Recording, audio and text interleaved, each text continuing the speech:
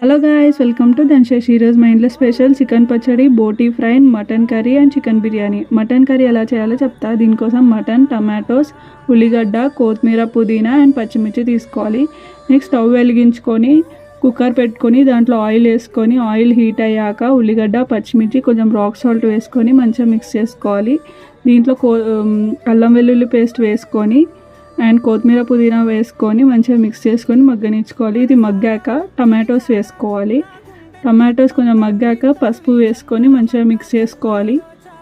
Next దీంట్లో మనం wash చేసుకున్న మటన్ వేసుకొని కొంచెం మంచిగా మిక్స్ చేసుకోవాలి. ఇది కొంచెం ఉడికాక దీంట్లో కారం అండ్ కొబ్బరి పొడి అండ్ ధనియాల పొడి వేసుకొని మంచిగా మిక్స్ చేసుకోవాలి.